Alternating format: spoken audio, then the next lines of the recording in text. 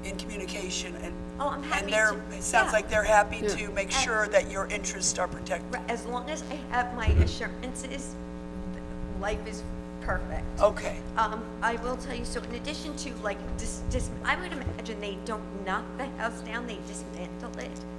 Because otherwise, you know, stuff is gonna splinter everywhere. Correct. The other thing is, because of what happened with the neighbor behind them. Right. I would imagine that the structure, because we're on sand or what have you, will require helical pilings. Yeah, will it, do you know, do we know of pilings? I don't even know if they're in these plans. Okay, yes, this house will be built on pilings, Okay. helical piles.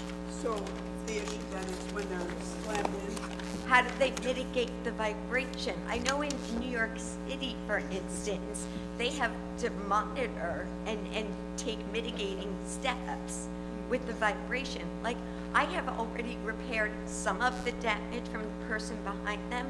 When Joy and Chris told me that they were going to rebuild, I stopped, so I did not repair all of it. Because I figured, why repair stuff if 3 years later I'm gonna have to do it again? You know anything about this, Colleen? Be engineering, right? Well, leaving aside the legal issues, you know, I can figure those out, but in terms of how to mitigate that when the pilings are put in, Yeah. They're 4 done feet in a from way my that- house. I'd like to point out that these are not wood pilings, they don't get hammered into the ground. They're the They're helicals? the helicals that get screwed into the ground. I have seen them go in, but I'm not an expert on vibrations and how much at damage least if they're helical, that is better. they can cause, you know. They're like a big screw instead of pound. I only know what I've experienced from somebody behind their house, so that's a concern. The other thing is, because of the way all of this is, I don't know what the plans are as far as carting debris, but if there's a dumpster placed in the street in front of their house, it would be virtually impossible. See when you pull out. That's right, I would be able to get out of my driveway. You know, if you knew it was gonna be for a week.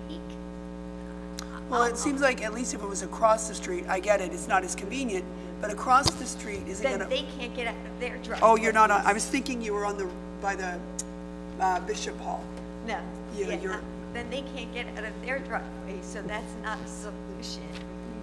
Yeah, unfortunately, the board members are precluded from recommending contractors.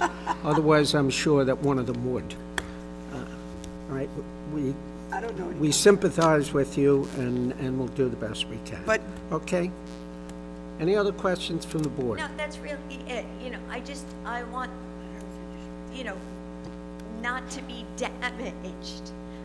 I'm on disability, I'm not spending $10,000 to repair damage again that I've already spent. You shouldn't Sounds have like done you it have the a first sufficient time. relationship that, Oh, adore them, absolutely. okay, well, Hopefully, you'll adore their contractor. That's my concern, is that I don't know what's required of their contractor to mitigate. One of the harm to requirements me. under the law is he's not supposed to damage your property. There's recourse for that kind of thing. The problem is, I don't want to have to deal with the recourse. I don't want Understood. that. Right. And we wish we could help you in that Because that regard. can turn into a war with my neighbors, and I'm not looking to have that. I know this family 20 No, years. we understand your concerns. Okay? Okay. Thank you. that's Thank why you I'm for here. voicing thank you very Thank much. you. Mr. And you're Kotsubis? and you're a good neighbor. Mr. Kotsubis, would you like to add anything? Yes, I'm sure that my clients will do their best to have to speak to the contractor, speak to the neighbor to, you know, to make sure, you know, they take all the proper safeguards and protection of the neighbor's property in the street during construction. I will, you know, from what I understand, I have to come back with a proper front yard setback.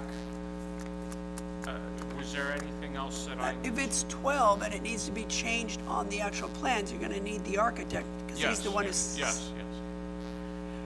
Not that I know of.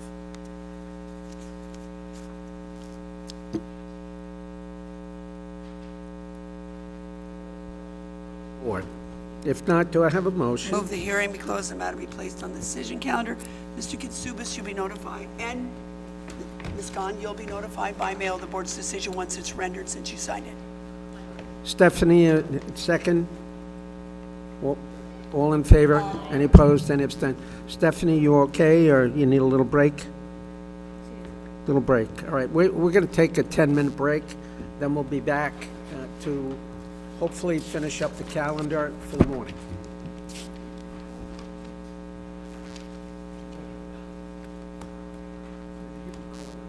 No, I'm good.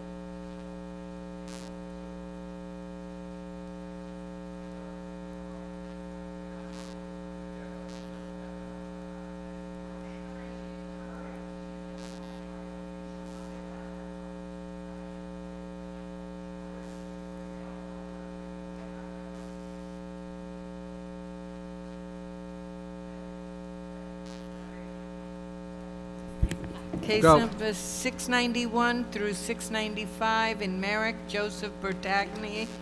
Variance front yard average setback, maintain portico with steps attached to dwelling. Variance side yard, maintain generator attached to dwelling. Variance side yard, maintain 2 AC units attached to dwelling. Maintain pool heater not permitted in the side yard. Maintain pool filter not permitted in the side yard. Also known as 2982 Clubhouse Road. Mendel, you're sworn in from before, so just state your name and address for the record, please. Again, for the record, Gregory Mindel, 531 Lime Rock Road, Lakeville, Connecticut, 06039. Appearing for the owner, Joseph Bertagni, 2982 Clubhouse Road, Merrick, New York. Good morning again. Morning. Again. Joseph Bertagni and his wife, to give you a little background, suffered a devastating house fire in which their house was completely destroyed. That's what basically started us on the path that brings us before you here today.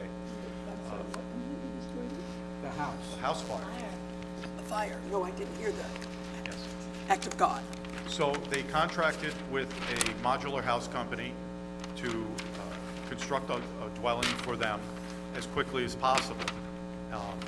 They're located on the water on Merrick Bay. They've constructed a beautiful home that is maintained in excellent condition. Unfortunately, along the way, there were pieces of the large puzzle that were not followed through properly. The first part of our case is for a maintained portico with steps attached to dwelling. This base of this portico was approved as a matter of right. It had a building permit, but when the modular home company constructed a roof over that portico, it was now no longer a permitted encroachment due to the height of the platform. Oh, it's over 3 feet? It's over 3 feet because it has to be elevated because it's in a flood zone. So just merely 2 columns and a roof over it causes us to be before you today. We are not encroaching any further than what was approved with the original building permit for the dwelling. The house itself maintains 31.4 feet and 31.7 feet to the front corners of the dwelling. The portico is 4 foot by 9 foot.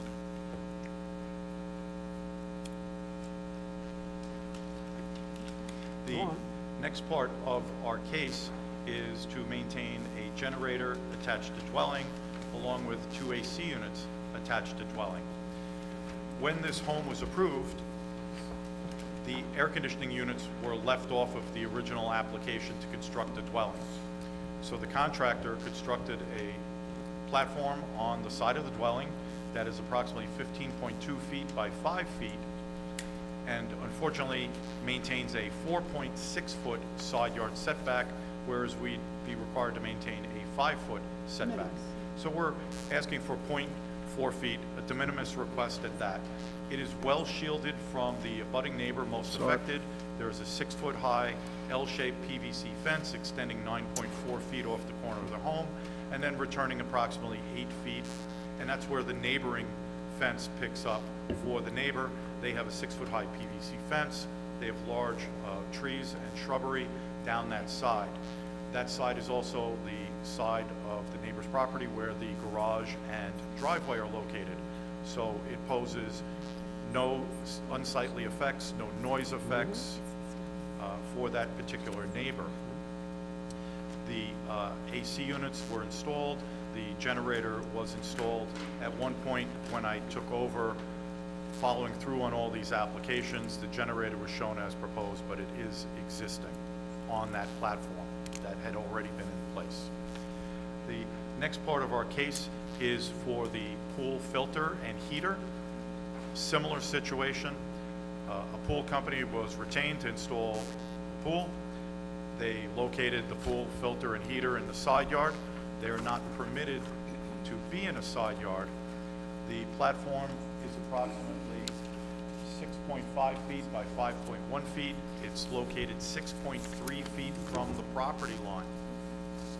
As an interesting note, I had another application recently where there were no other applications requiring a variance, and a pool filter was granted in a side yard and a heater because they maintained more than 5 feet.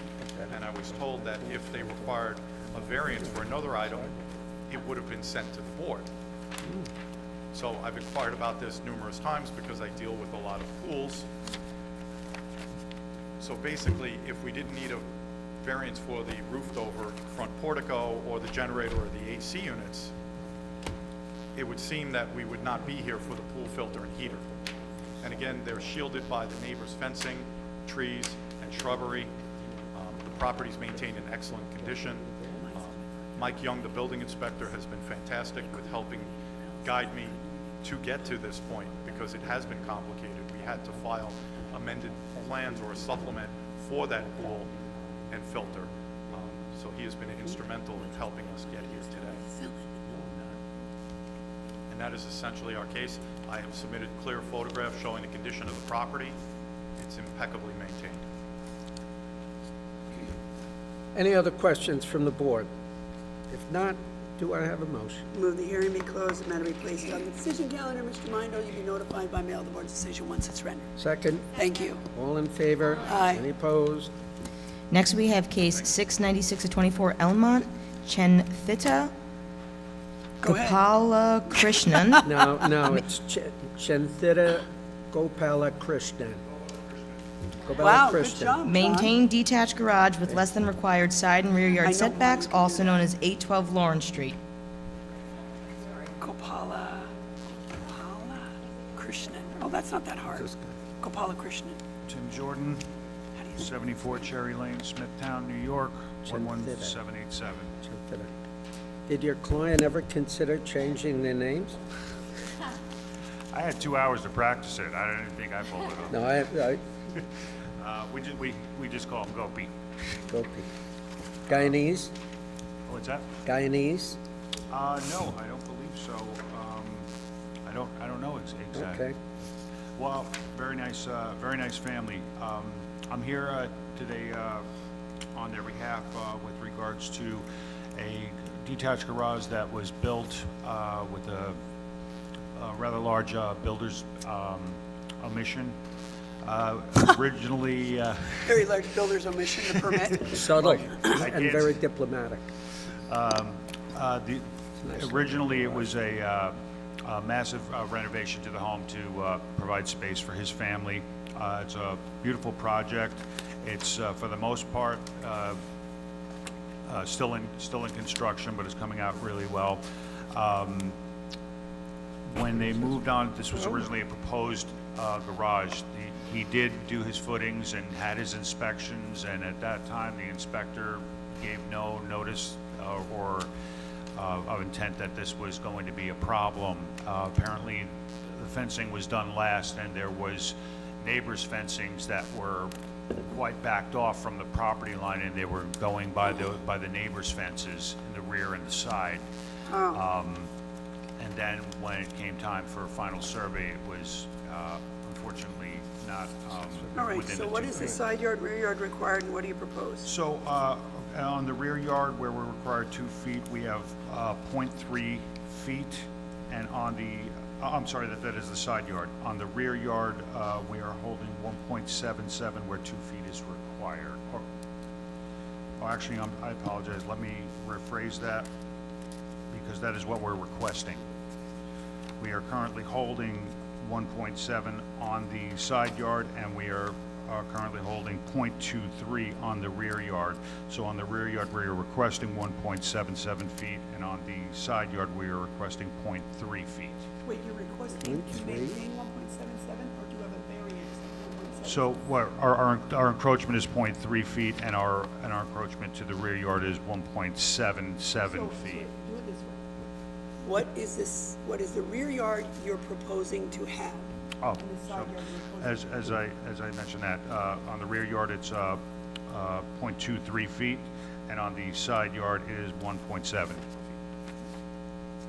2, 3. I have some photographs. If you'd like to see it, it's done very nicely. Did you take them? Patio and a brick facade. Did you take the photographs yourself? They were provided to me. So, okay. By your client? Actually, it's the architect's client, but the builder is taking responsibility, so the builder. Provided. Builder took the I photographs? didn't know that was gonna be the hardest question of the day. The builder took the photos as far as you know? Those are from the owner. The owner provided the photos. And Yes. have you been to the place? I have not been to the price, other than what I've seen on Google, and they're fairly updated. You So can you actually can't tell us whether those fairly and accurately represent can't. what they purport to represent, because you haven't been there. So you Correct. don't know if that's, you're assuming. It looks like it's more than 0.23 feet. Right? Okay. Anything else you'd like to add? Unfortunately, I wish we could,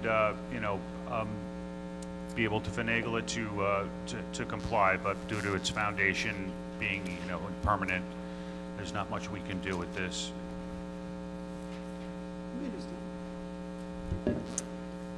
Any other questions from the board? If not, do I have a motion? Move the hearing be closed, the matter be placed on the decision calendar. You'll be notified by mail of the board's decision once it's rendered. Thank you. Second, all in favor? Aye. Any opposed? Case 697 through 699 of 24 in Woodmere, Jeremy Kupferman and Danielle Pizer Kupferman. Variances, lot area occupied, front yard average setback, construct two-story addition, one-story addition, and roof over open porch, all attached to dwelling. Variance, lot area occupied, maintain relocated shed. Maintain 4-foot-high wood fence and 20-foot-high living fence forward of dwelling, Dropping to my which may substantially obstruct line of sight, also known as 889 Oxford Road. Please raise your right hand.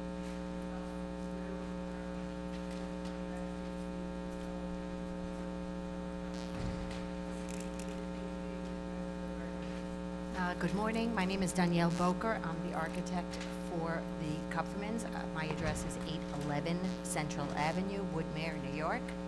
Speak up. Sorry. Do you need me to repeat that, or that's fine?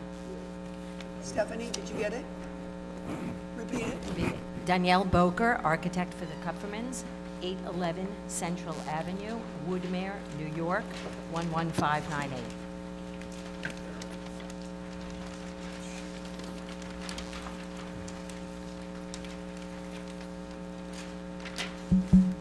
Jeremy Kupferman, 889 Oxford Road, Woodmere, New York, 11598.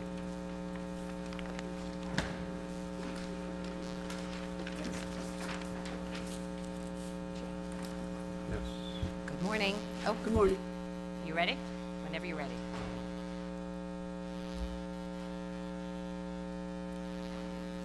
Thank you. Good morning. We are here today to petition for the Kupferman family, and we are doing an addition, a ground floor and second floor addition, with a request for lot coverage, as well as front yard setback and Try to living speak fence. as loudly as you can, please. Okay, sorry. So the Kupferman residence is requesting an expansion. We are requesting an expansion due to a growing family, due to a lot of family from out of town that comes and stays, as well as parents, not the homeowners' parents who are aging and need accessible accommodations. Thank you, when they do come and stay, which they do often. The property size is 10,500 square feet. We are allowed 25%. We are requesting 29.1%. It is residential A, yes.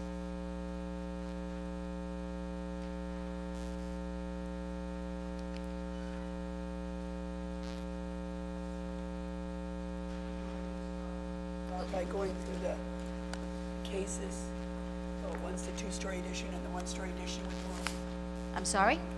Oh, do you want to start by going through the two-story addition and the one-story addition with the roof? That's case 697.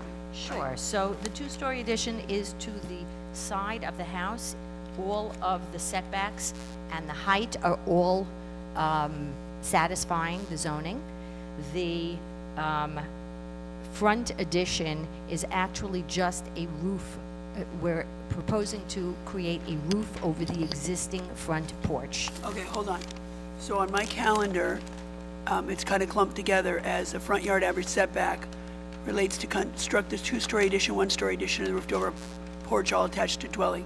So you said that the two-story addition doesn't need any, it satisfies all the setbacks. Correct. So is it the one-story addition that triggers the front yard average setback? Correct. And the front yard addition is only a roofed over porch. The porch is existing.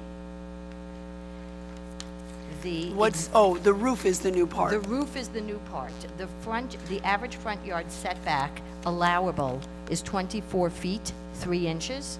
The existing porch that is there is 22 feet, the front yard setback, and we are requesting a roofed over porch only. We're only requesting for the front yard setback to create a roof over the existing porch. So you will continue to be at 22 feet? That's correct. And would your client accept a condition that not otherwise be enclosed if we were to? Yes.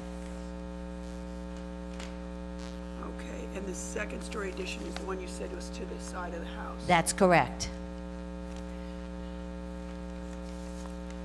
And I guess that maintains a 28 on the front yard? That's correct. And what is the required front yard? I think you gave us that 24.3? That's correct. So you need no relief there for that? Correct. As it relates to front yard?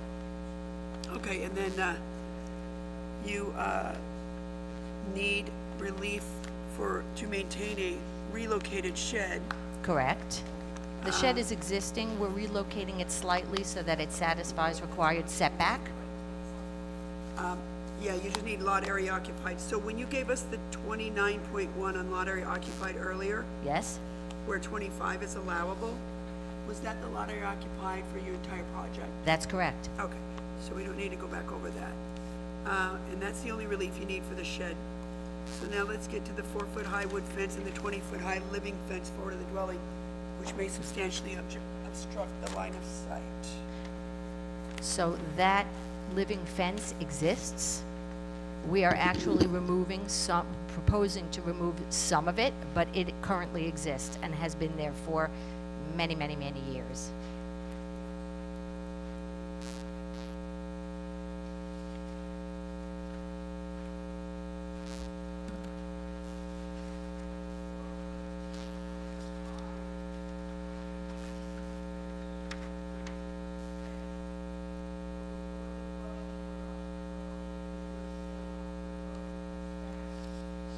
That's correct. That is, okay, I'm sorry. Do you mind repeating what you said?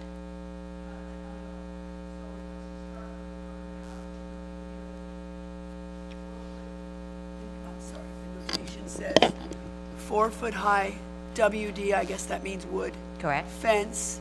It goes from the front of the house roughly heading north toward Oxford Road and cuts east along Oxford Road and back south.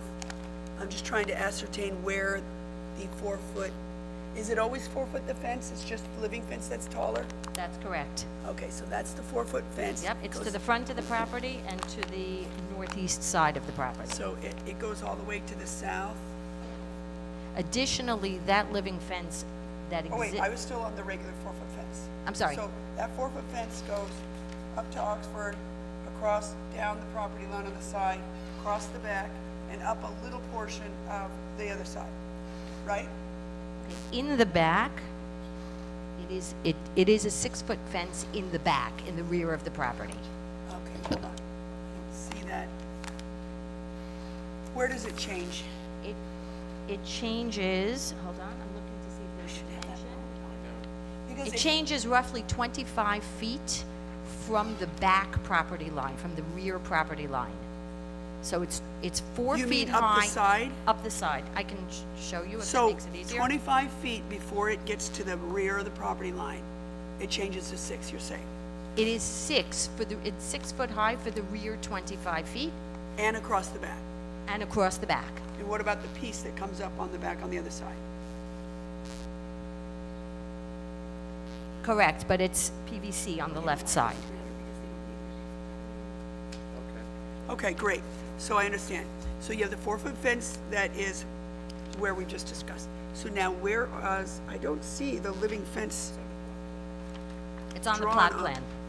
I'm looking at the plot plan that's on the Okay, plans I'm itself. sorry. It's not on this one. Here, it's on this, it's on the plot plan dated 3/7. Yeah, because the plot plan that's on the front of the Fisher plans doesn't have it.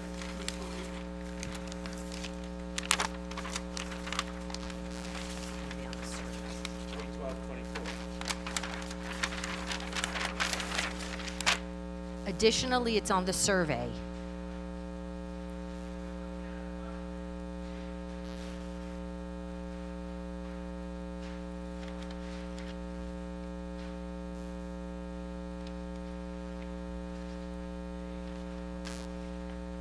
A01.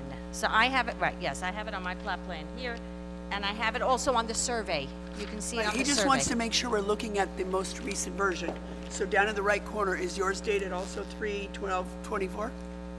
Mine is dated 3/7/24. It's resubmitted 3/7/24. We all have 3/12. Okay. Maybe we can give you one of the more recent ones. That's not the official.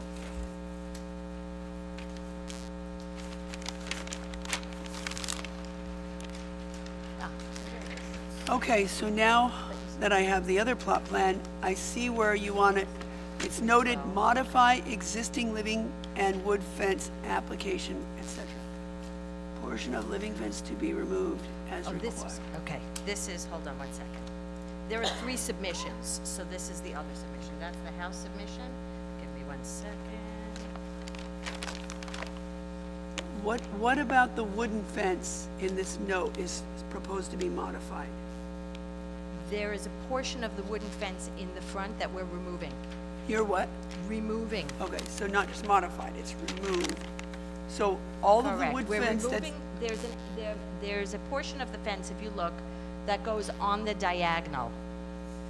Okay, in front of the house, it goes on the diagonal. It currently does? Currently, today.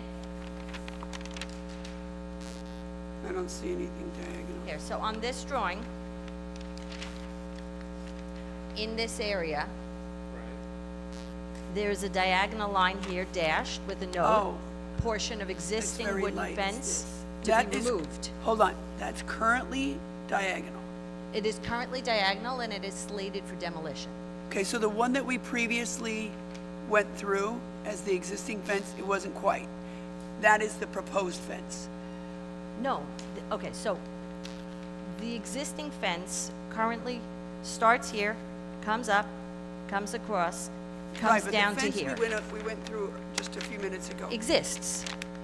Exists. This is how the fence exists. You have, oh, could you just approach for a second? Sure.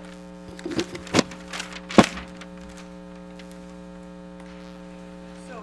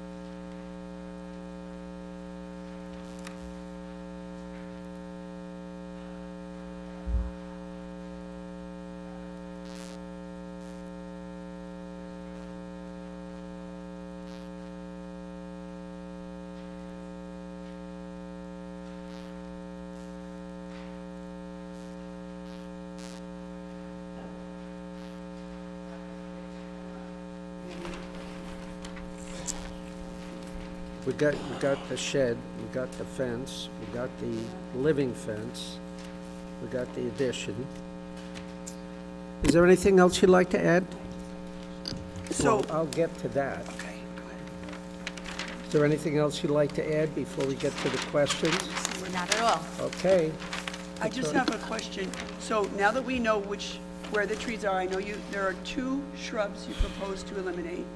The rest are they all at the 20-foot proposal or intended to be if they're not there yet? They're existing. They're roughly 20 feet. It's hard for me to measure, but it is roughly 20 Yeah, feet. that's what I just said. Are they all at 20 feet or We have to proposed be to be there. once they get there? Correct. Yeah, okay. That's all I. All right, I have no further questions, Mr. Chairman. Any other questions from the board? If not, do I have a motion? Move the hearing be closed, the matter be placed on the decision calendar. You'll both be notified by mail of the board's decision once it's ready. That's cooling and human treatment. Aye. All in favor? Who seconded that? You did? Mark. Okay.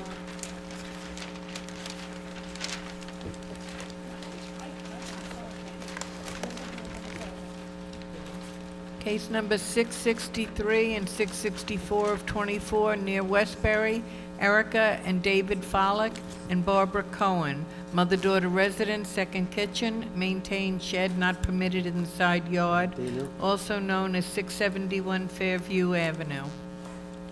This is going to be a real one.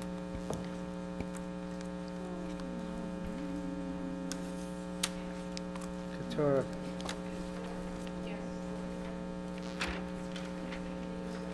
You better make the case. Make the case for Katura's going to make the case for her because this will go on forever.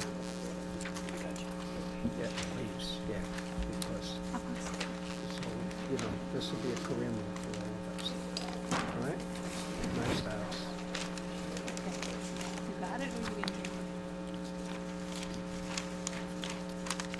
Hi, I'm Barbara Cohen, 671 Fairview Avenue, Westbury, New York.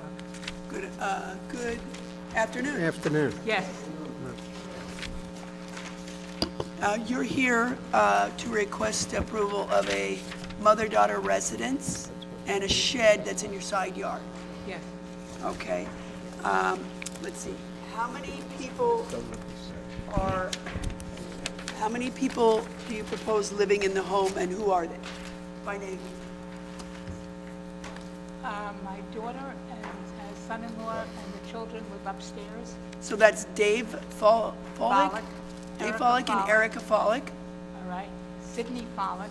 Right. All right. And Ethan Follick. Got it. And you're Barbara, you'll live in the other unit? Yes. Okay. Are the 2 kitchens already in Yes. the home? Okay, wonderful.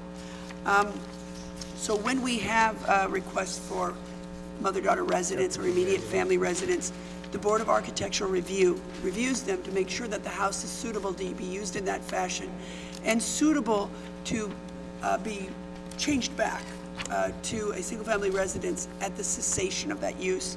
In the case of your request, the Board of Architectural Review has reviewed it and found that it is in fact suitable to be used as a mother-daughter residence and suitable for reversion back to a single-family residence at the cessation of that use. How many cars do you have in your family between all of the adults? 4 cars? And how many of those cars can you park off the street? You can put them all in the driveway. Okay. And did you receive a copy of the mother-daughter fact sheet, information sheet that explains you need to have 1 meter, 1 doorbell, 1 main entrance, and it should look, give all the appearances of a single-family dwelling? Okay. And also that once you cease using the home this way, it's not transferable. That use isn't transferable to the next person. So if you sell it, the kitchen has to be removed unless there's some other arrangement with an application to the building department for a mother-daughter residence for the new purchaser. So it's unique to you and only to you if it's granted. Okay, let's see. You have a number of open building permits maintaining an existing 16-foot high deck, maintain a conversion of the garage to living space with a bathroom. All of them have permits. Proposed change for use to a mother-daughter, maintain an above-ground pool with attached deck and enclosure to code, separate permit required for a shed, maintain above-ground pool with attached deck and enclosure to code. That's two separate permit. No, it's the same permit. You also have one from 2022 to install a solar system and an open plumbing permit from 2007 to replace an old boiler which expired in 2008. Are you going to close out all those permits? Who's doing that work for you? All of the work. The permits. You've got quite a few of them. Oh, the architect. And the architect is not here. You need to have the architect call the building department and figure out what needs to be done. It's most likely an administrative. There might be some inspections, but it's just, getting your ducks in a row. So have them call in and tell them that you found out when you were here, you have a number of open permits that need to be closed and whatever needs to happen to have that happen. Otherwise, you won't be issued The unless other- all of them are closed out, none of them are going to be closed out, all right? And then,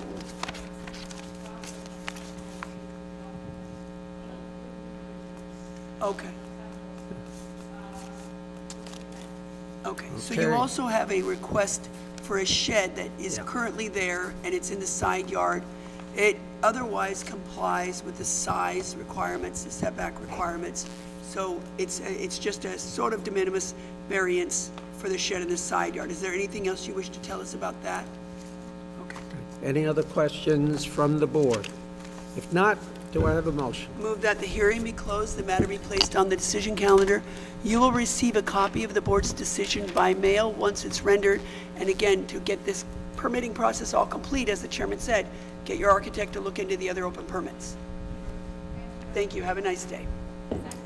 All in favor? Aye. That concludes the morning calendar. We'll take a brief recess unless Mr. Kutsubis would like to say something before we do that. Mr. Kutsubis. Good afternoon, and thank you for having me back.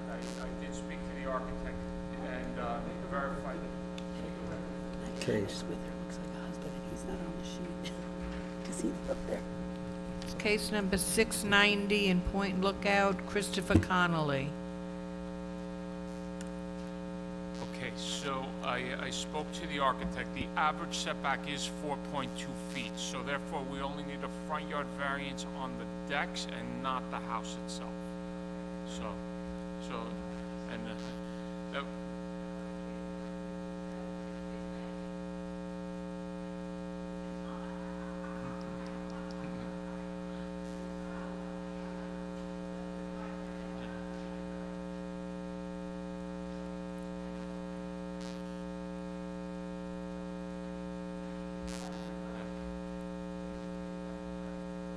all right, thank you. You too. Happy Thanksgiving, everyone.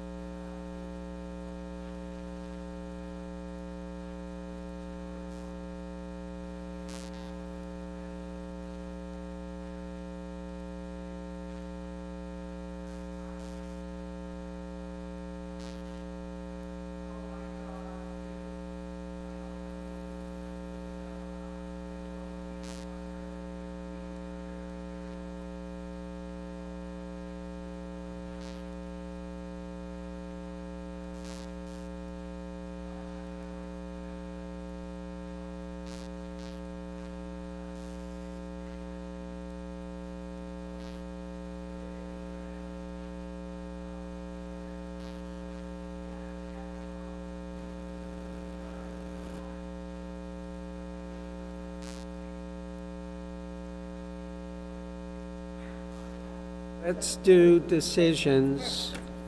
Should we? All right. Case 678 of 2024, Hewlett Rockaway Portfolio LLC. 56 East Rockaway Road. That case has been adjourned to December 18th at 2 p.m. Case 679 of 2024, Franklin Square. Robert Stojanowski and Jamie B. Stojanowski. That's located at 1020 Mosafan Street. Do I have any comments or questions from the board? If not, do I have a motion?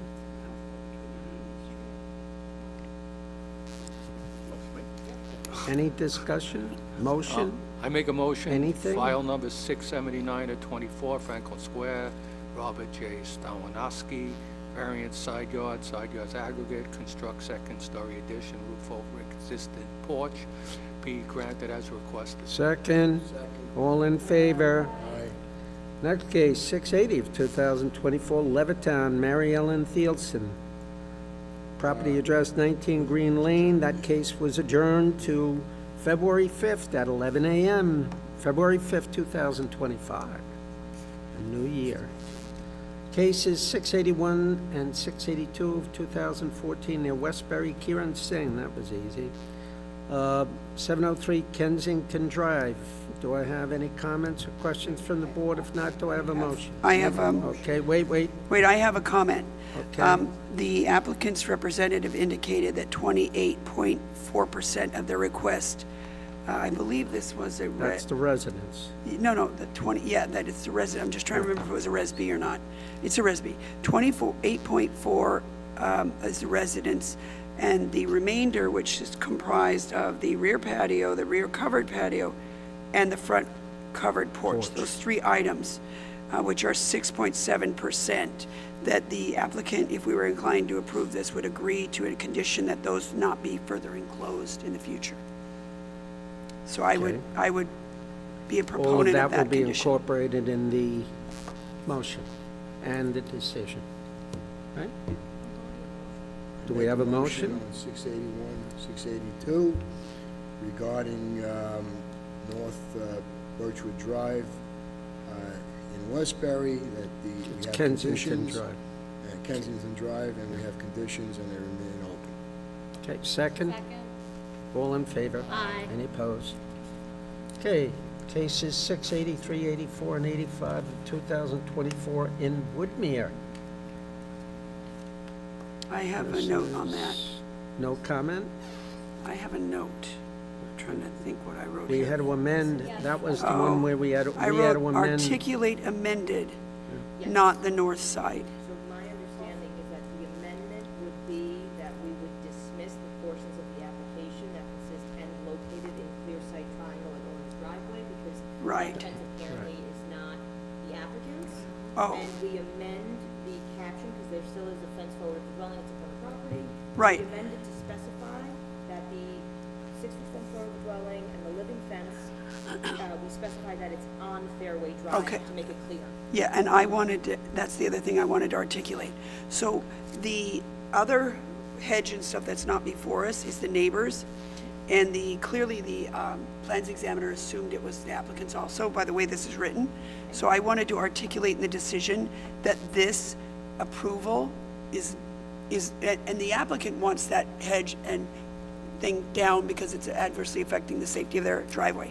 So I want to articulate in our grant that our grant does not, specifically that our grant does not apply. Right, I just want to say, this, nothing in this grant should be interpreted to pertain to the north side fence and hedge, which are not the applicant's property.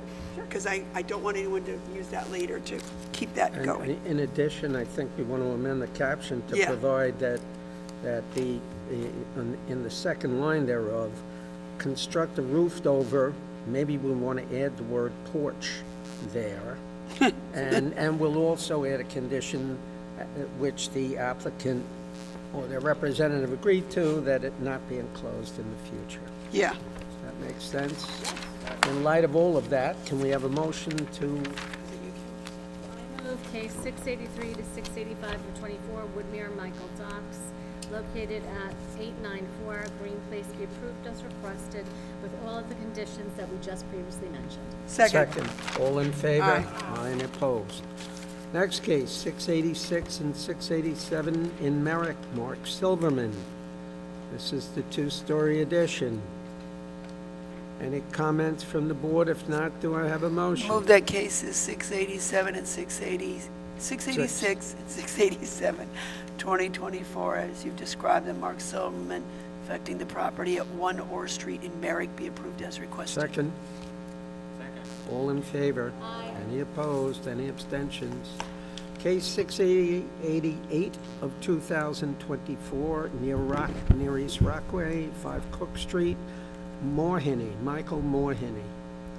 Any comments? If not, do I have a motion? I just want to make sure that we know, I don't want the paperwork to get messed up in the future, that we're approving the 43-4, right? And the deck and shed are removed. Since it's a rehearing, I just don't want the paperwork to get messed up. Go ahead, Joe. So I move that case 688 at 24 Malwinnie at 5 Cook Street East and near East Rockaway be granted as requested, and you want to put it with an explanation, including those on the referencing the Throwing out. prior case and the items to be removed.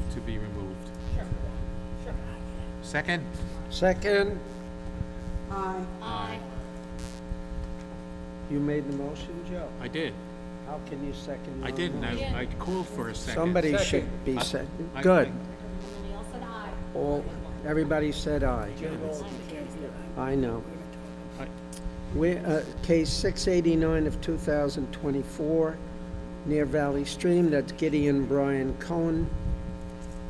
I thought that house was a beautiful addition, and I know you said the same thing, Chair. The exactly one right. concern, I don't know how the board feels, is, that's a huge height variance, and we could, while it's a nice addition and it's a beautiful home, I don't see why we would grant a 2 foot 9 inch when we could you still give them 9 foot ceilings on the first floor and 8 on the second floor.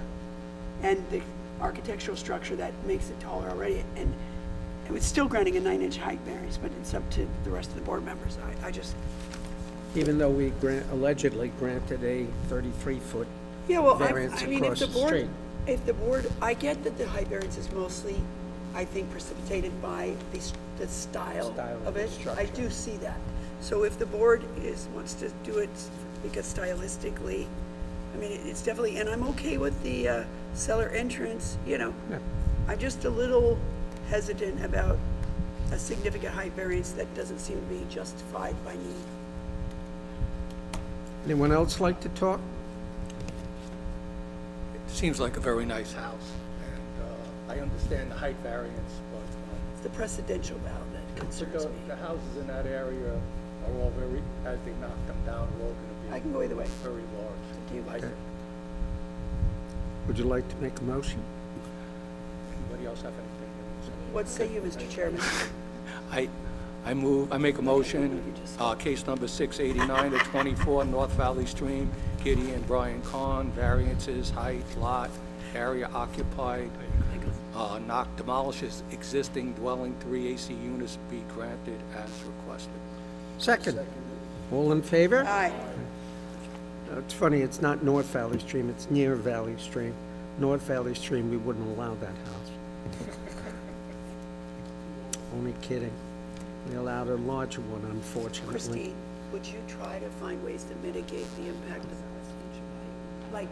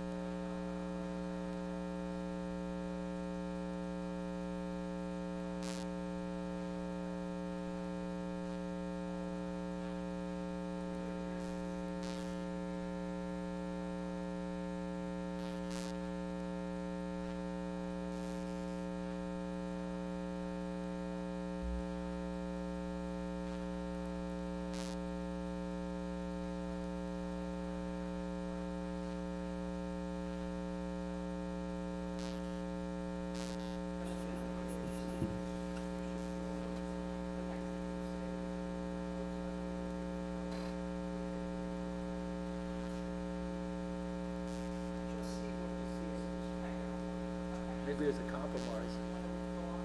Yeah. I make a motion, file number 689 of 24, to withdraw my previous motion. Okay. All right, we're gonna hold this case. We're gonna take a peek at the other case and see what's going on with that, and, that's it. All right, case 690 of 2024, Point Lookout. That's the construction vibration case, along with a lot of other things. I mean, I believe they said that they would agree to a condition that whatever decks they build will never be enclosed, and I would suggest that we include that. Other than that, it's, Articulate that it's FEMA. yeah, it's a FEMA too. Yes, I know, that's what I asked. Already discussed that. I did. Mr. Regano as their lawyer, just in case this happens. No, no. I've been through too many of those cases. They don't really pay. So does anyone want to make a motion on the case? Okay, I make a motion on 690, Lookout, Christopher Conley, variances, lot or occupied, front yard, average setback, side yard, at 6 Freeport Avenue in Point Lookout, granted with conditions, various conditions. Okay. No enclosure of the deck. No enclosure of the deck, blah, blah. And we will not characterize it as a three-family dwelling. Just what I've been doing is I go through a little explanation that whereas it's basically it's no living space plus two. So I do that with all these. This is gonna have all new home conditions because it's a construction two-story dwelling, and we'll also add the condition that 5.2% of the floor. Okay, second? Second. All in favor? Aye. Any opposed? Cases 691 through 695 inclusive, Merrick Joseph Bertagny, 2982 Clubhouse Road. That was actually a very de minimis case. Yeah. I just turned it on. Is it me? Somebody want to have a, does someone want to make a motion I on that? will. Case 691 to 695, 24 Merrick Joseph Bertagny, located at 2982 Clubhouse Road, be approved as requested. Second. Generator conditions? Generator conditions, correct. Second. Aye. Aye. All in favor? Aye. All the pool, it needs pool heater Pool and- conditions. and it's AC. Pool it just, conditions.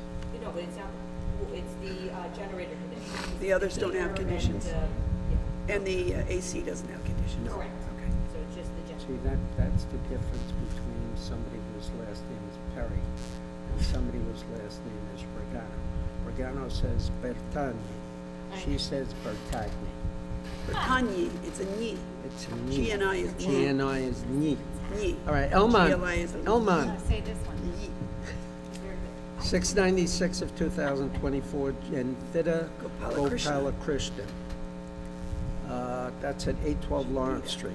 Any comments? If you can pronounce the name. Any comments? If not, do I have a motion? I move, Mr. Chairman, that case 396.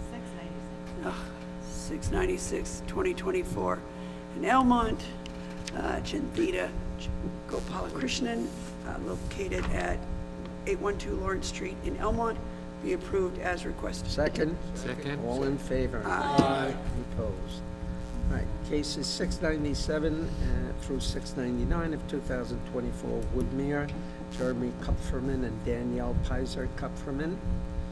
I have Property a note here. located at 889 Oxford Road. Joe and I thought someone should inspect the fence. Somebody whose initials are You MP. do it, so just pull in the driveways and see how that stuff Yeah. affects everything. So we're gonna hold that one. I saw this, but I didn't inspect it. I inspected the thing on East Rockaway Road, where the trailer was. Oh. That's what I. And also, can you make a note, Christina, that no enclosure of the other stuff once we get to that? Okay. Laura, what do you want, I'm gonna inspect, what do you want me to look for? What do you want? So Obstruction the, by the, the the, driveways. Wait, wait, Yeah. wait. And the So- neighbors. And what? okay, And the so, neighbor's drive. hold on. So, yeah, the applicant's driveway appears to be affected by the neighbor's fence and hedge. But that's not their stuff. Right, but I just want you to get a, figure it out. got it. I'll take And some then picture- I'll take their some fence and hedge, On the right side. which probably doesn't affect the neighbor, but just generally look at what's affecting what, and then, take a site plan and mark it up or something. Thank you, Mark. Cases 663 and 664, 2024, near Westbury, Erica and David Fallock, Barbara Cohen, mother-daughter residence at 671 Fairview Avenue. Any comments? If not, do I have a motion? I move that case 663, the mother-daughter be granted as the mother-daughter usual requirements, and case 664 to maintain a shed not permitted in the side yard be granted as requested. Second? Second. All in favor? Aye. Any opposed? Let's go to the videotape and the reserved calendar. Mr. Regano, we have extensions of time also. Oh, let's Whenever do you're ready. extensions. Case number 448, the Hold it. applicant is Friendship Hose Company, and it's in Merrick. It's an extension of time to obtain the Permit? combination of length of plans review, et cetera. And they need an additional time to secure a building permit. What would you, and it's timely? Yes, What would you suggest? grant them the 9 months Okay, gestation period. Second. all in favor? Aye. We also have case number 465, 466, Stephanie Morales, construct and maintain additions. It She's is, construct or she's secure? no, it's, Oh, she's secure. the application is to construct. Yeah, but I mean, Yeah, just that, yes. no words. And they have not secured a building permit yet. It is timely, it was granted by the board 7/10/24. They're all within the last 2 years, they're probably Yes. not obsolete. Case They're all number, timely and they're all. I would recommend that we grant them 9 months also. Second. All in favor? Aye. Any opposed? Case number 734, 570 Peninsula Boulevard Associates, it's to secure a permit and it's to construct. And was granted by the board 12/6/23. It's timely. Suggest a 9-month extension of time. Second. All in favor? Aye. Any opposed? And then we have the Real Property Trust Company, which is in Roosevelt Field, also known as Roosevelt Field Mall. It's case number 830, 843, 844. It was granted by the board 3/27/24, and they need time to secure a building permit. It is timely as well. 9 months? I would recommend they grant them 9-month extension. Second? Second. All in favor? Aye. Any opposed? Is that all we have on extension? Yes, sir. Okay. Reserve? Reserve. Okay, so the first update I have is cases 2/12/24 and 2/13/24, Okay. Uniontown. It's a Yes. subdivision. You'll recall that they originally proposed a 40/60 subdivision. We asked for change of lot line. They proposed a 45/55. Now, when it comes to maintain the 212, that does trigger an additional 3 variances: lot area occupied, side yard, and side yard setback. Okay? Nothing is triggered on 213. My opinion would be that if the board was willing to amend the caption, everything, the parcels that are affected by the diminished side yard Or the subject, I remember you told us are that. the 2 that are in front of us. Nobody came out in opposition to this case. Okay, so, what, I'm sorry, it says PE to look at new plans. Has that Yes. happened? Yes, and that's why the maintain triggered 3 additional variances: lot area occupied, side yard setback. Okay. And why did it trigger, lot area occupied? Lot area because the occupied, lot got because the smaller. lots are Correct. small. Okay, One lot I will is make a small. motion on these cases. All right. I move, Mr. Chairman, as it relates to cases 212 and 213 of 2024 in Uniondale, it's Frank and Karen Villeda and Bertie Land Homes Incorporated. The property is 360 Green Grove Avenue. is at least one of the parcels or the current address of the whole parcel. I move that their request be granted as requested with the usual subdivision and new house conditions where relevant. Second. All in favor? Aye. Opposed? All right. Anything else on that page? I'm still waiting on Prozac, right? Correct.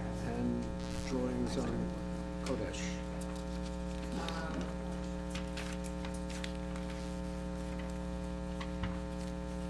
We're gonna hold 414. Okay.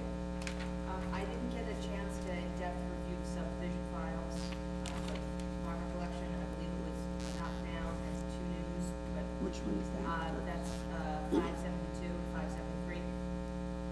That was, yeah, this property was in front of us once before for subdivision. So And we this have house to do was, house. this house was constructed. Was.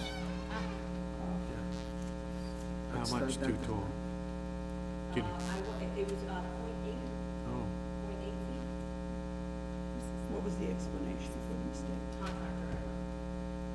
That it was just an issue. Did we? Can we make it, do you know how lately you go to the store and they have pictures of the people who kited checks or stole? They have a shame wall. Can we put like a contractor shame wall on the glass of the door?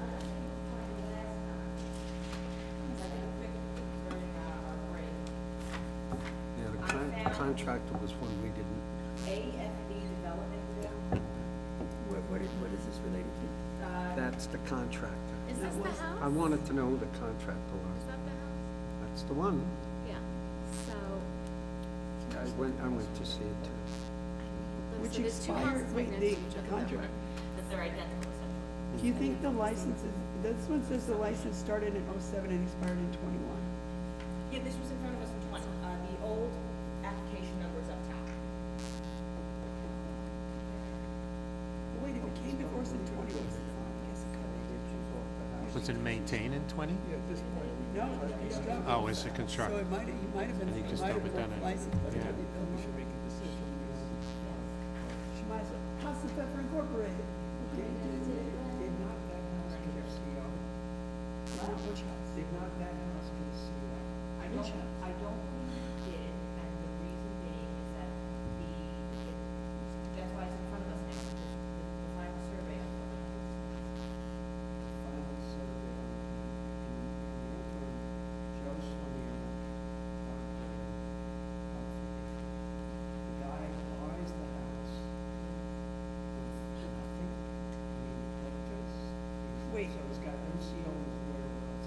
He buys it from That's okay. John, No, there's somebody living in that house. in the one from John and Blanca. Yeah. And his name is Joe Schmiel. He's saying Joe Swanier, who has a. Shemiza, Pasta Pepper Incorporated. Yeah, we'll have a lawyer who theoretically actually look at the file. Oh, you mean Joe Schmo? And there's no CO and he says it's okay, that's, right? Is there a bank involved? How do you buy a house without a CO? How do you allow a client? No, but Mark's saying, let's start with, if there's a bank involved, there has to be they had to check. But who knows, no, the bank attorneys. I hate to be the bearer of sad tidings. Bank laws today don't even require municipal searches. Really? Most of them do not. They don't have a CO without violation, they don't want to see it. Really? Because they're being paid by the bank and, what's that liability? Yeah, go find some, the liability for who? So, Not legal. so there's a simple question then. It's Did dark, anybody ever go it's, to jail for the 2008 debacle? How many bankers went to jail on that one? None. Yeah, give them the money. it's a simple question, so there's 8 inches too high. Are we gonna make them take the 8 inches off, or are we gonna grant it? So then we gotta grant it. What else are we gonna do? Sounds like 70 East No, but Sunrise you know what I'm Highway. saying, you know what I'm saying? Like, what are you gonna do? Not Sirota, We're just 70 gonna East keep it Sunrise there. Highway.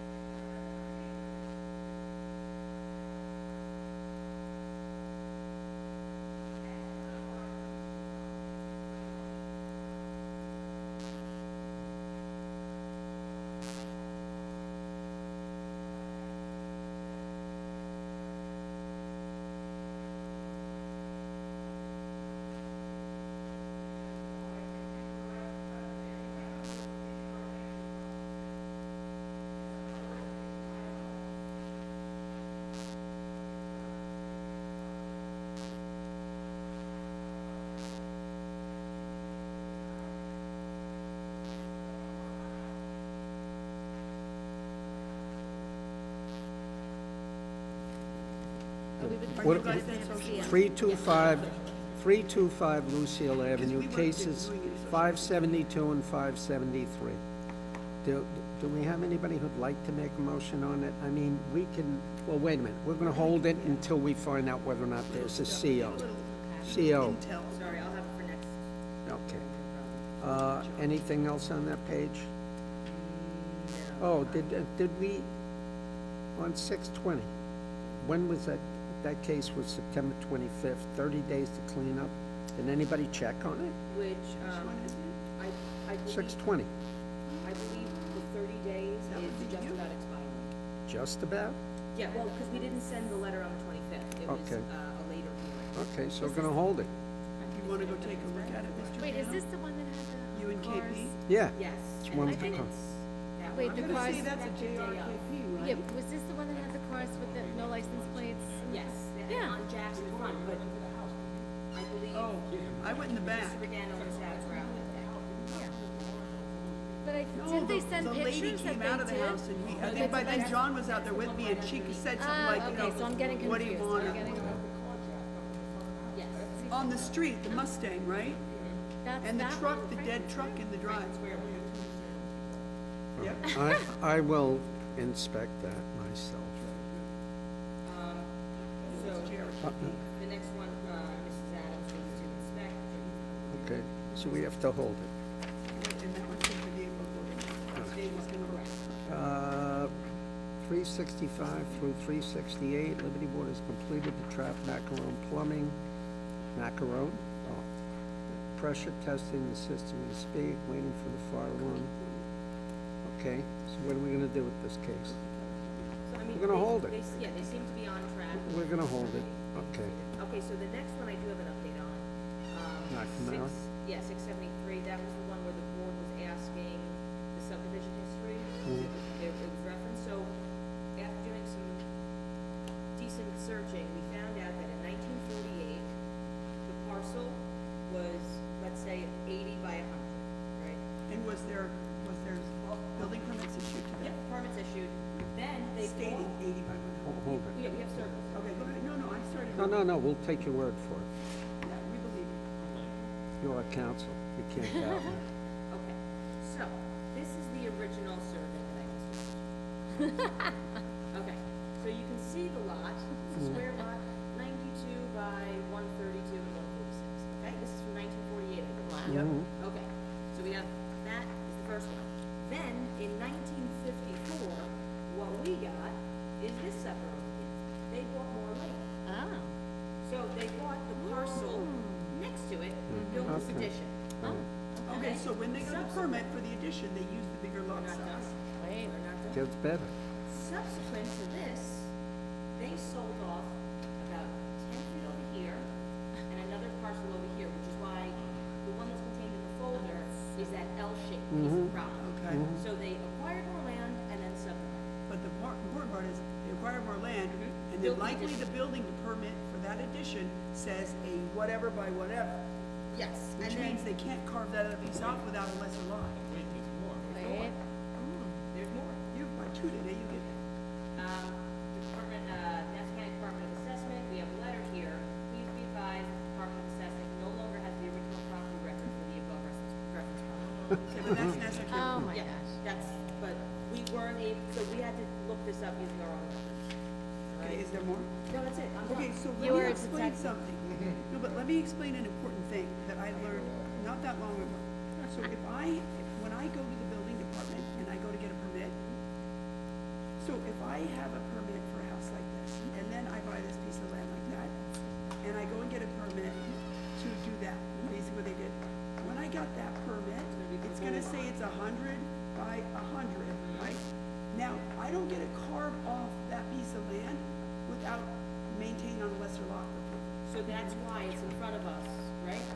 Or I don't know if that's actually why it's in front of us. Nope, there was another, this is what triggered it, there was a permit on there to maintain the dwelling on a lesser lot. If I'm not mistaken, this lot is like 12,000 square feet, it's huge. So it's, I guess they never legalized something. So what, before us And now the is issue is that maintain there are no, addition. the property records are tough to come by. Right now is rear yard, why is it rear yard, it's so big? They Because it's an Close. non-conforming, it's an old home, But the lot's so huge, how do they need a rear yard? because the house setback. Take a look. That's, oh, I thought, That's, no, I this thought is that the was the front front. yard, No, it's the rear yard. so it's just a very large. Wait, so they, hold on, so they sold, I gotta see this. Sold off this Hold piece. on, so they sold like that? Yep. Yep. And it's still a 12,500. So they currently, the lot runs this way, it's a U-shaped lot? It's an L shape, So they don't. So what happened, they sold that off? they sold, yeah, so basically what they did was, they. They sold So an this L? is now their lot here, right? Yeah. They sold about That 10 piece, feet yeah. in, because now it's at 80, a little over 80. And then this one. But they Okay. didn't own that third lot. This third lot is no, I don't. They never owned it? I don't believe so. I believe that the two lots are these guys. It's just the two? Okay. That's what I, All that's right. my, So what's here now? a house, that's another home. That has a building permit? I didn't. That's the third lot that they never owned. We're not concerned No, with that's that. not what I was asking. Yeah. But that's the subdivision. So wait, the lot size is well in excess of what they need. Correct. So they were only asking for rear yard. And, yeah, and to maintain the additional terrace. Roof above terrace. All right, it's fine with me. It's fine with me, too. Okay, let's make a All right, motion. can I have a motion then, on case 673? Realistic lot. Yeah. 673 of 2024.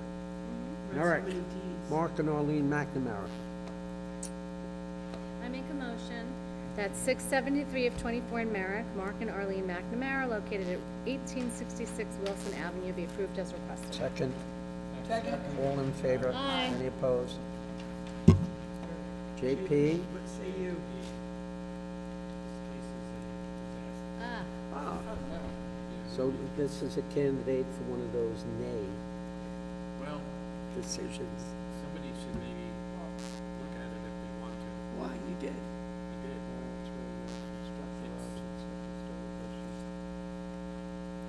What's the disaster, the fence? The fence, the living fence, and personally, I don't think it needs to have a garage. Well, This is where they're gonna put the garage, it's gonna be 4 feet from the neighbor. I don't really think that's such a big deal, but let's just start with the fence, can we?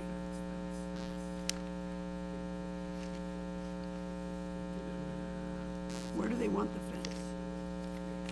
Is that the living fence they want? Because that's okay, that's No, setback. that's the neighbor. Oh, I'm sorry, that's not part of, the living fence starts here. You see there's a car parked over there? Wait, see that hedge? Is that this? No. Okay, because that's fine, that's That's over setback, here who in the cares? front. I agree.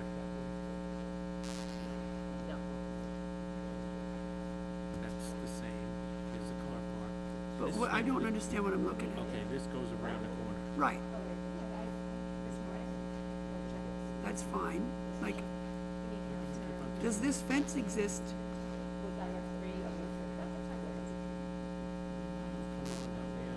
I don't know how to use that phone, honey. They're impossible to use. Droids. Are they? My mom loves hers. Okay, this is the fence at issue? Well, go out of photos, go to your collection, go to your library and get to video instead of pictures. Let me see. A drone, I'm sorry, a drone. So we don't have to go through this, we can get a drone and we can do our. That's just one if you want to enhance the picture. Okay, but you should have a library. No, yes, you do. We can create a job, no, we can create a job in the town. Add to album. Maybe that'll show us where the albums are. Well, you go out now to see these things. Where's all the albums? I don't know how to use it. I don't know. You gotta find the album if you want the video. Okay, let's try it without the photos. Just let's use your memory. Okay, this is a 4-foot-high fence, see-through. Is this one okay, Joe? Everything is okay except the living fence and the fence. Okay, but it must, it's temporary This, and must be, is that neighbor's driveway next to it too? Okay, hold on. 4-foot fence. Has to stay see-through and is temporary. this is okay, this is where they're gonna put the garage.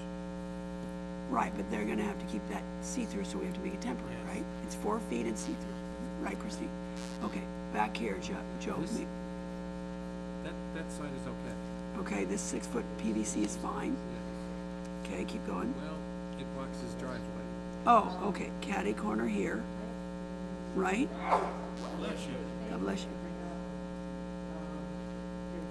Wait, remove existing fire pit. Did they propose moving angling the fence? Because they're already proposing removing the fire pit. It should not, it shouldn't be You want an angle, you want to angle this, right? denied. What? This whole thing, Why? because it's an arc, it's a granite curve. But doesn't that make it easier to see? No, because this is terrible. I am disappointed in you, I will say that. Wait, Joe.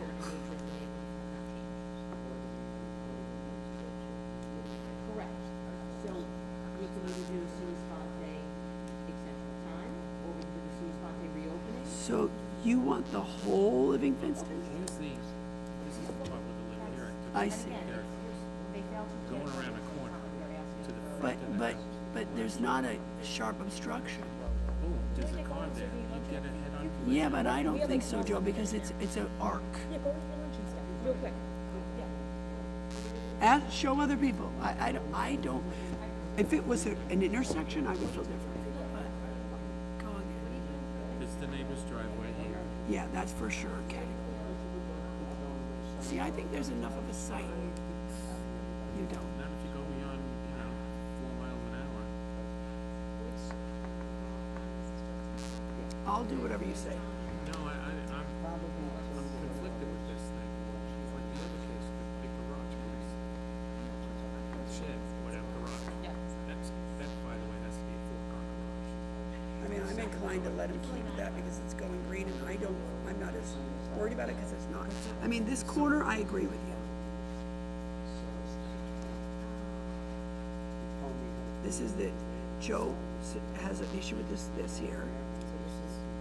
Yeah, and then he also is conflicted on this. I'm okay with that. Well, would you be okay if that was shorter? Show or her, no, show her. Going around the corner. Okay, There's a car there, I have to go on the other side of the street. okay.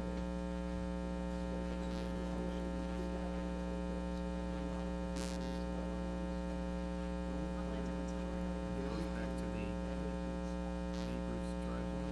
That's the neighbor's driveway. Okay, but that's gonna be where the garage is. Yeah. Okay. No, the garage is over here. Oh, I thought that's where the garage is. No, the garage is Okay, so, starting over here. that's not a driveway, correct? No. Okay. That's what, a 6-foot solid fence? Yeah, with the shrubs behind the street. There's a car parked there, over there. Now coming around to the front of the house. Yep. Yep. Okay, is it gonna be basically an attached garage then? It's right here. Yes. Yeah, so it's basically, it's an attached garage. That is not a garage. Okay. The fencing is what? With the neighbors. So it's. Can't really see around the corner.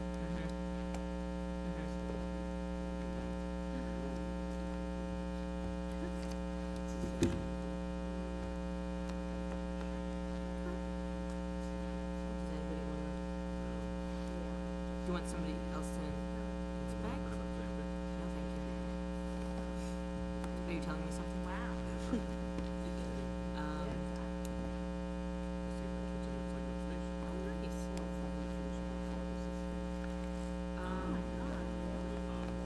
So do you think that it's worth it for somebody else to? I think I should because I don't want to screw up like the last one.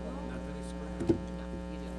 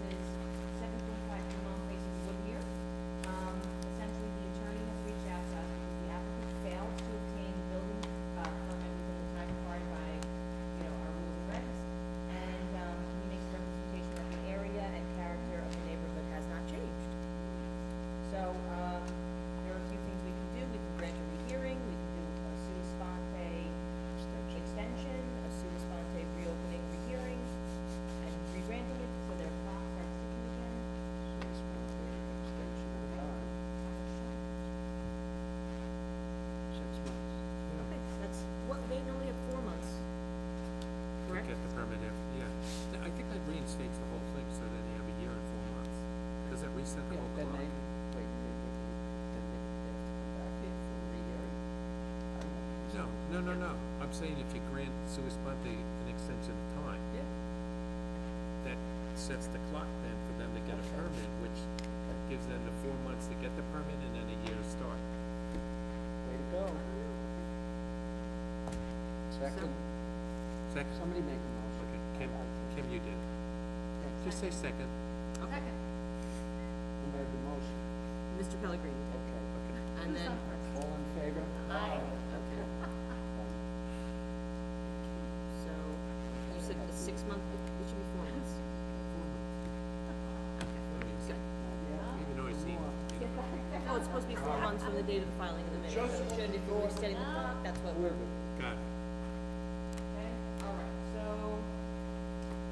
next I have, okay.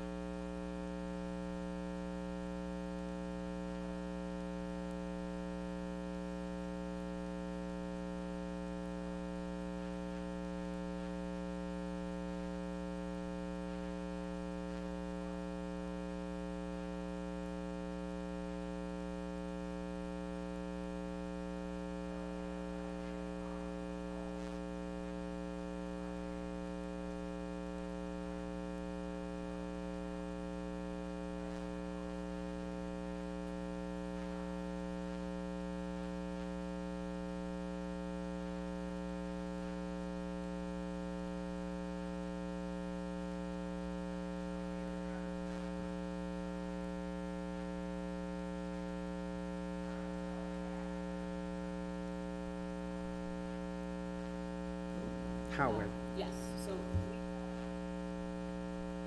Okay. So we got Mr. Albertine sent us some photographs yesterday, Mhm. on that 3009 Judith Drive in Belmore. The board's gonna recall that was that garage, it's Pizzarusso. So. I was fine. Oh, wait, all right. Okay. Start from scratch. Okay, so Because this is they- near and dear to my heart. Okay, so we had an application in front of us, which we granted with conditions. Right. And the conditions were no playroom, no living Right. space on the second story of Right. that detached garage. Mhm. Okay. Now, they made, the applicant, his attorney's request, made an application for a modification of two conditions. Mhm. Condition number one was to allow climate control because he has collectible cars. Right. Condition number two was to keep the staircase Mm. and not make it fold In the breezeway. in the breezeway. Right. So now we have some photographs here that I Mhm. think might actually be helpful to, and again, these were provided by council yesterday. There's one set.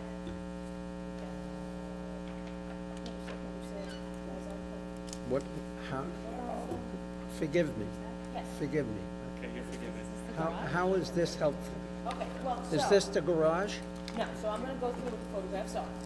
Okay, so photograph number one Mhm. depicts access to the breezeway from the main part of the home and a portion of the breezeway. The open door provides access from the breezeway to the first floor of the new garage.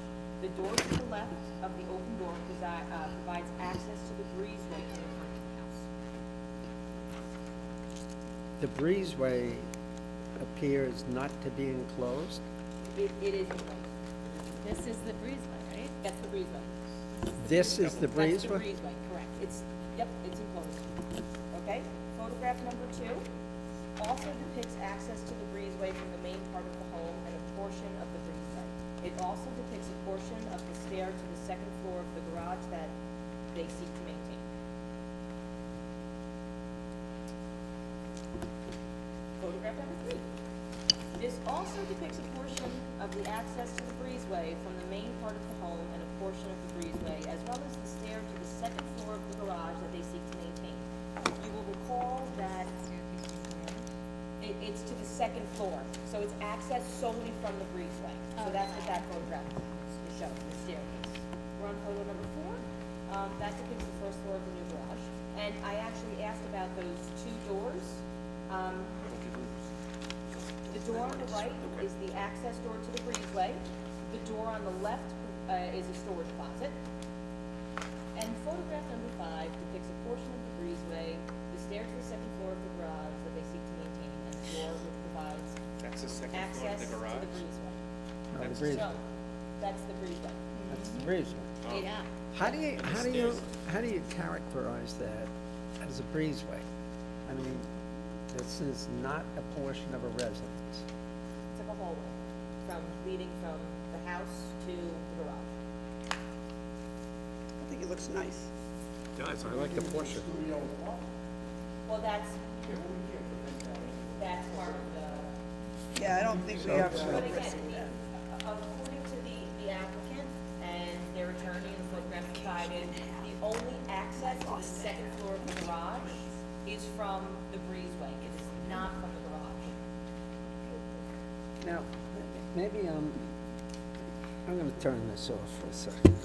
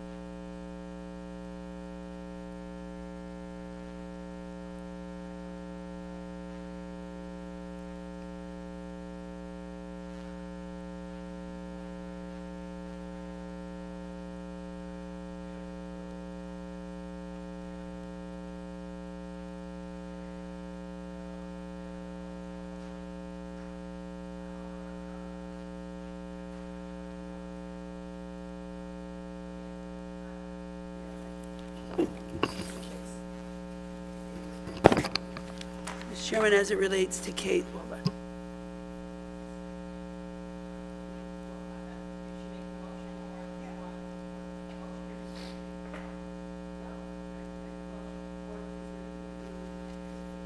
Well, it's for There's a modification. stipulation. We're amending, we're modifying. It's modification. Mr. Chairman, I move that as it relates to case number 376 of 2024, 3009 Judith Drive in Belmore, that the requested modifications be granted. I second it. All in favor? Aye. All right. Reluctantly, aye. Yeah. Can't, gotta wait till 2. We'll go back, but we have one.